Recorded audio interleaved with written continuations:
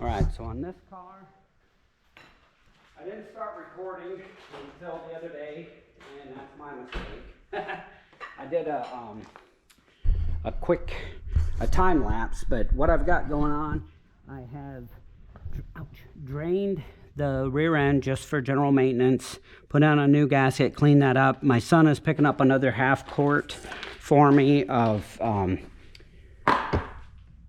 lubricant. I have an on-the-car brake lathe right over there. I set it up on the front left wheel, and I turned all of my brake rotors.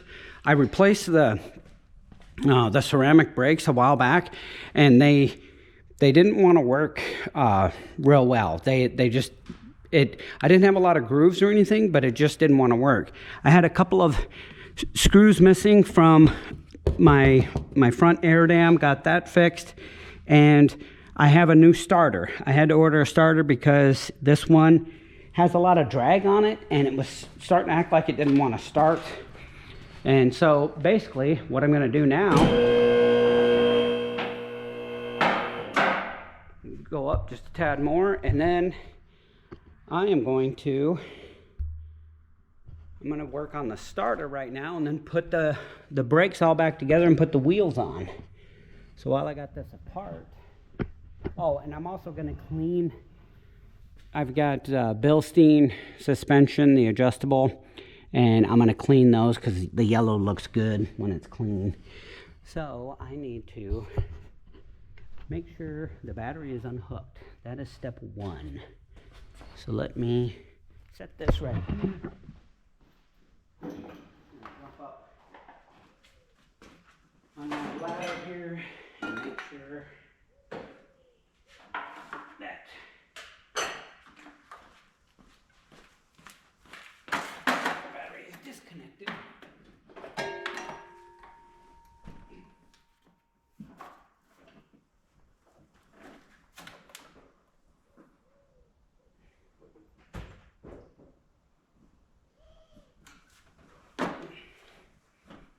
I could have always lowered the car, but why do things smartly? You know what I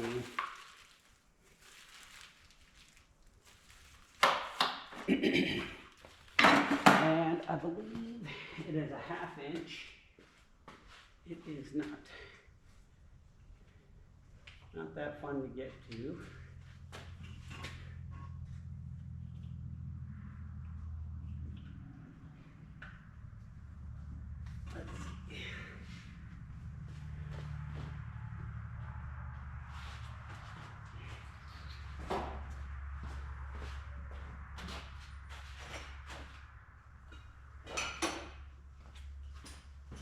If you're just starting to watch this, I'm just getting going in doing this kind of work and doing it on video, so I'm wide open to suggestions and recommendations. If you want me to, well, it's not a 1/2 inch, to work on something or cover something that you want me to do, then let me know. Comment. Once I get enough followers on my channel, I think I need 50, then I'm going to go live. I'll make the video live and do and make a video for YouTube. So I'll do YouTube live and that way. So I think it is a 10 mil.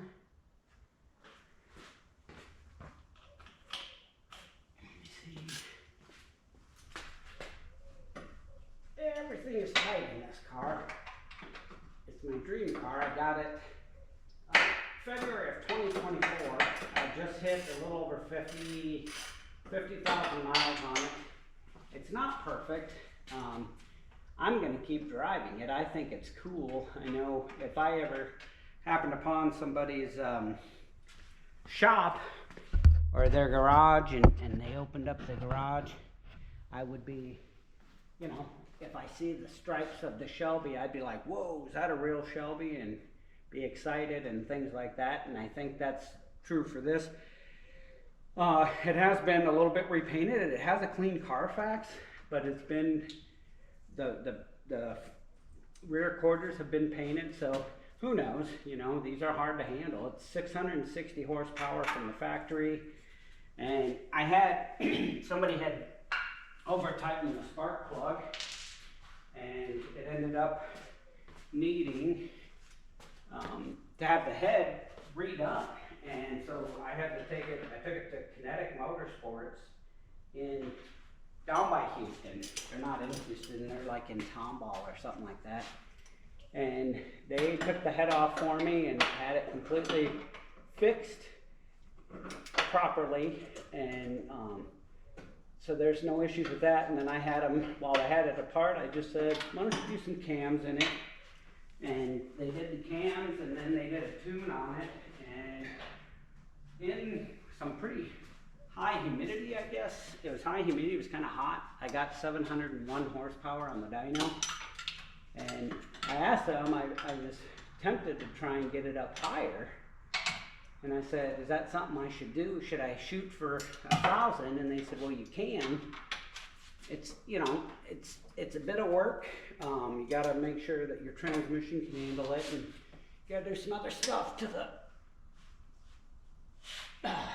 the engine. I can definitely put a bigger blower on. It wouldn't be that hard. But they told me that most people that enjoy their vehicles, their Shelbys, they do a ton of them, have between 700 and 800 horsepower. And I said, why? And they said, well, when you get up to 1,000, it feels like the car is trying to kill you every time you drive it. And so they get a lot of cars where you put a lot of money into it, they want to have the power, and then they get it and they leave it parked in the garage and they don't touch it except once a year to bring it to Kinetic and ask them to run it out and things like that, because they're terrified of their own car. And I don't want to do that. This has the full rear end. It's not the independent rear suspension. I like the feel of that. I like that it feels like it's going to get you back if you get to be too hard on it. And I like that it takes some skill. I got a friend who works at LMR, and he had one of these. He had an 09, and the best advice, he said, the best advice I can give you is drive it. Get into it. Don't be afraid of it. Just keep driving it and messing with it. And you got to drive it to have comfortability with it. I do want to do like the Texas Mile or the Texas 2K, because I'd like to go over 200 miles an hour. I think it'll do it pretty easily.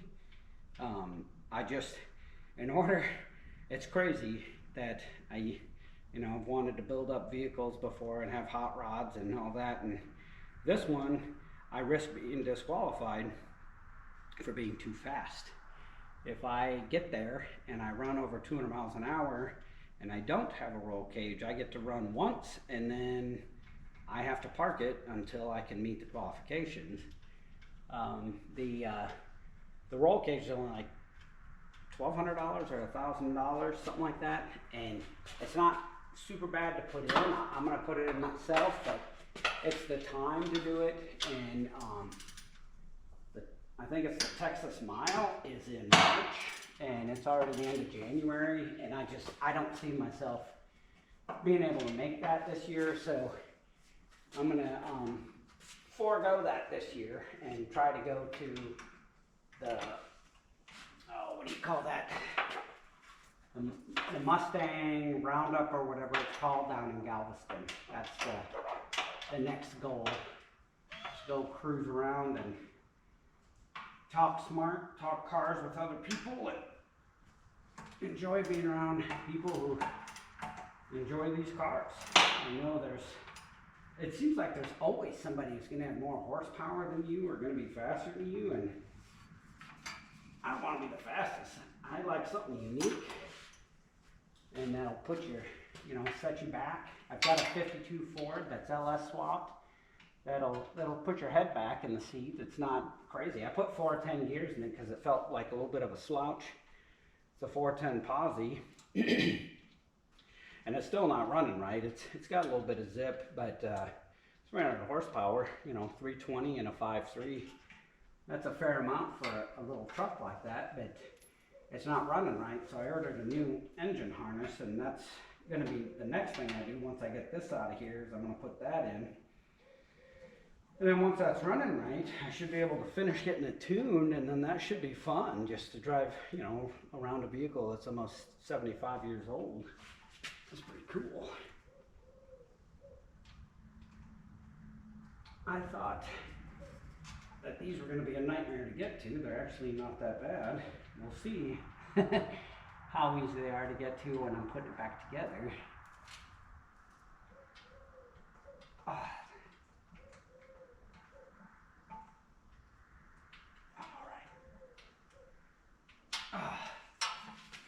Everything's tight in here.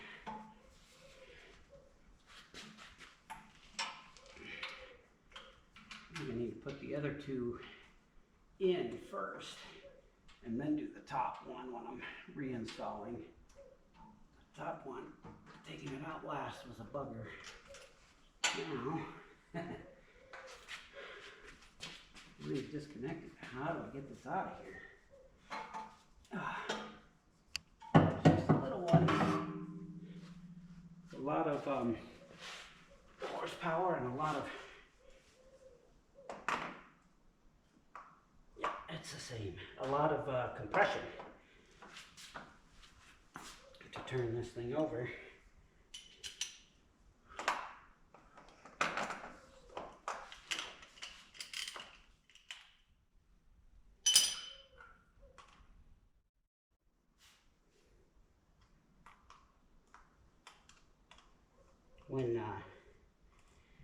When Kinetic redid my head, I had them do the cams and a tune, and the cams are no springs required cams, so they're not insane, but they did that and a tune, and they did a legitimate catch cam that is custom. They cut it out and they build it, and so they relocated my battery to the rear, which is cool. You know, it draws attention from people and stuff like that. But now if I need a jump start or I need to put a battery charger on it, it's in the trunk.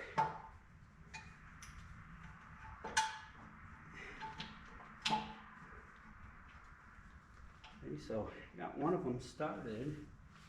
That wasn't too bad. Let me see if I can get the next one started.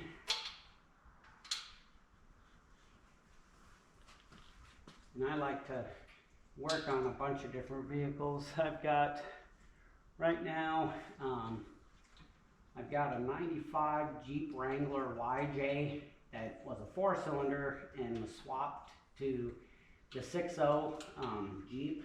I had an LS swap Jeep that I had bought from a guy, and it was a lot. It was a lot for that chassis, and I mean, it had a lot of power and a lot of torque and stuff. It seemed like more than I wanted on the road. Like, I don't think there was really a weight difference between the 4.0, but this one, it was a 4-cylinder automatic, and they swapped in a 4.0 and a 5-speed, so it's real cool. But I've got a guy interested in trading me for a Corvette, an 84 Corvette with the Doug Nash 4+3 transmission. It's a 4-speed with 3 overdrive. It's got like something like a gear bender overdrive. It's got overdrive in 2nd, 3rd, and 4th. And so I guess it's a 7-speed is what it ends up being, but it's weird because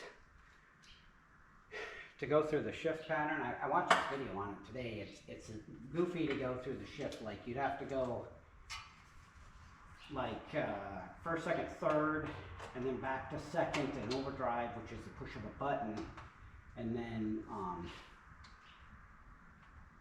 to 4th, and then to 3rd overdrive, and then to 4th overdrive, and it was weird. And I think it's a cool car. It's something I'd really think it'd be kind of fun to take one of those C4s.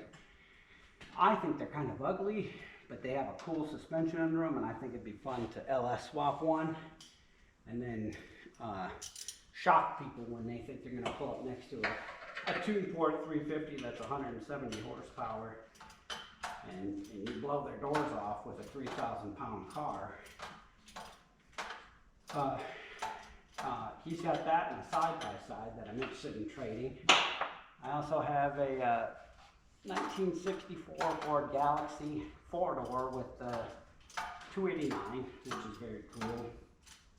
And my 52 Ford F100. I've got this car. I've got like 12 tractors that I fix up, and they're on I don't know if it'll be the same channel. I've had somebody tell me they'd watch my videos if I just posted myself working on the tractors. So this is me trying. I'm getting it figured out.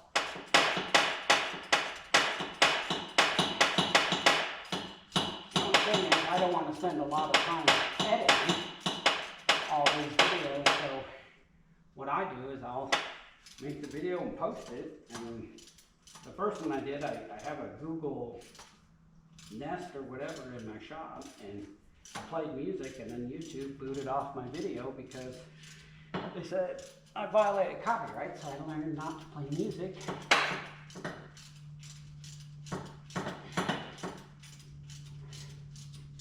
It's fun to have more than one hot rod. I don't know, it's expensive. I've always thought that I wanted like a T-bucket. I'm never getting rid of this car. I know this is one that I have to drive it with 100,000 miles on it and all that, and then just have it be passed down.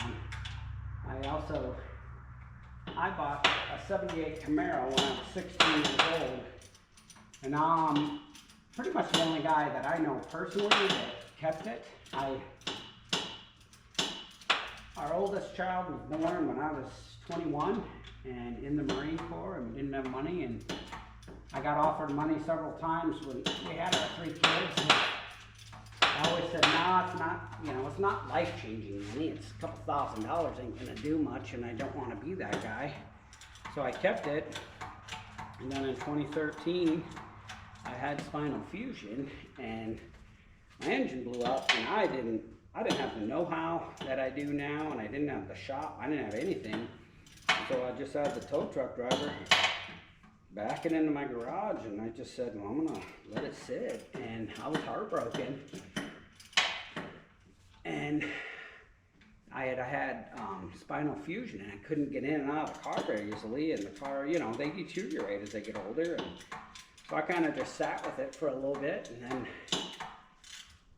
I had a talk with my wife, and I said, well, I want to get rid of the car, but I don't want to sell it. I want to give it to one of the kids. And I didn't think my daughters would be interested in it. My oldest daughter had an El Camino at the time, and our second daughter, she had her first car, which was a Hyundai, and she wanted reliability, and so I offered it to my son. He was 13 at the time, and I said, you can have the car and everything that goes with it, but you're gonna be on the hook for putting an engine in it and getting it running and everything else. And so he did that. He's 21 now, and he built, well, I had a 4.8 for it with a T56. I had spent some money getting it ready to LS swap, and then I wasn't sure I could do the swap, and then I also wasn't sure I could drive the car after I swapped it. So I said, you can have it, and he said, well, I don't want the 4.8. I wanted to put a small block back in it, and I said, okay. So he built a 283 for it. We found a nice 283. We got it built, and he didn't even run it. He was like, that seems a bit small. And then I found him a 454 that was supposed to be built in an airboat, for an airboat in Houston. And we went and got it, and once he set that in, it was just so heavy. And he's like, I don't know if I want to use that. So by that point, he had done a lot of reading and research, and he's like, I'm going to go LS with it. And he went LS and sold the 454, and the first 5.3 that he got, he traded for a whole truck, traded his dirt bike for a whole Tahoe, and got it swapped and got it running, didn't even get it tuned, and he was just driving, and it just ended up, I don't know if it threw a rod, it did something, it was just crazy, he wasn't even revving it up. I thought he was just out of gas or something, and so luckily those parts are pretty cheap, so he put in some time and thought and sold a couple other things and ended up buying a 6.0 for it to build, and he built that, and he likes to run his stuff up high RPM, and he was running it up and he spun a bearing, so he pulled that apart and was going to build another one, and we were up visiting friends in Ohio, and I found this Gen 4 6.0 iron block for like $400, and I was like, well, I can't afford not to get that, so we bought it. And then he said, well, I want to buy that from you and build it for my Camaro. And I worked real hard to get my 52 Ford done for LS Fest, so I didn't have any time to help him. And he built his whole 6.0 in like a week for his Camaro. And I was using my trailer. I had to pull, my wife pulled my 52 up on the trailer, and I pulled the camper up to LS Fest. So my son was like, well, if you're going to take your car, you have to drive it. So 4 days after we stabbed the engine, he drove it up to LS Fest and cruised it around the whole time we were up there, and got a lot of love. And you know, it's still kind of old school looking and draws a lot of attention, and people like it. So now he's got his rear brake. It's a 12 bolt that somebody swapped into it. I think it's out of a Camaro, but it's hard to tell. But the drum brake cylinder is leaking on it. So the good thing is that's a pretty universal part, and he's gonna get that fixed. But he put an oil cooler on it and all this stuff, and he wanted to race me once. You know, it's got way more power than I ever had in it. But one night he's like, let's race. And so he goes, okay, I'm going to switch down into second gear, and then when I say go, and I was just in third in this, and he shifts down into second and floors it, and I just stayed in gear and just, you know, put it to the floor and slowly just crawled right past him. And he was like, were you even really trying? And I was like, well, just, you know, going. And he had a lot of fun because he got to go through the gears. That was something we realized after we picked up my car the last time, was it kind of takes the fun away, because I can do 130 in third gear. So by the time I've gotten into the car, I'm at like speeds that are dangerous, at least if you get caught. You know, if you get caught doing, you know, I think I've done 160 in this, and that was as fast as I was comfortable going, which was plenty fast, but I didn't want to get busted going that fast. And so I get going so fast so quickly that I can't really get into this a lot. So that's where it's fun to rip around a little bit, but then if I go to the Texas Mile or Tex 2K or whatever, you know, there's going to be 2,000 horsepower cars that'll walk all over mine, but I'll be able to have a hell of a lot of fun and actually see what this thing can do. I'm hooking up the starter wire.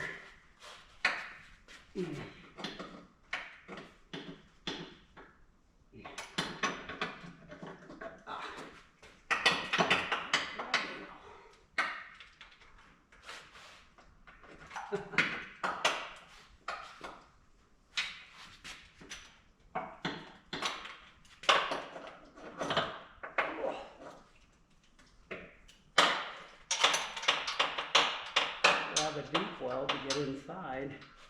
There ain't really room for it.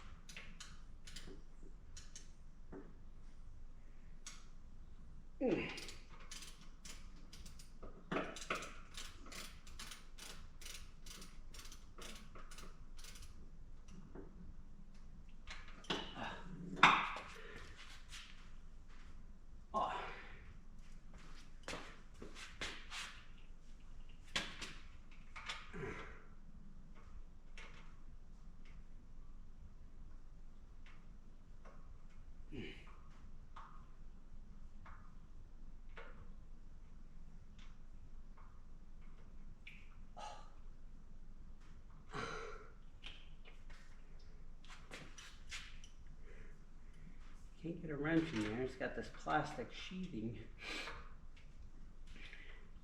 It's hard to get a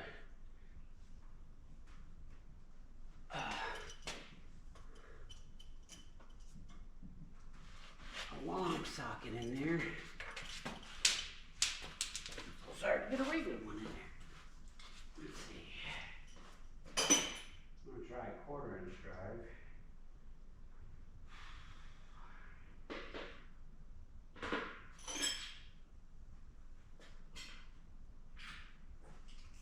See if I can get that to work.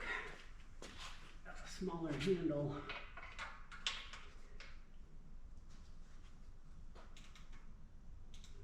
That was it.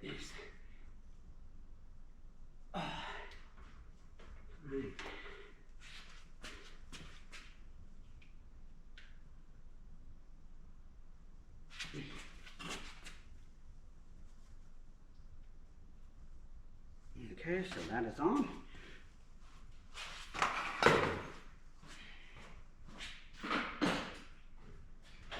Now, let's put together. I'm going to lower it a little bit and put these together.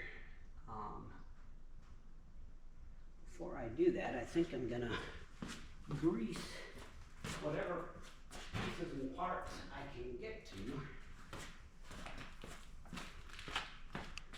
Certainly not a lot. Anything that can take grease. Has a zerk.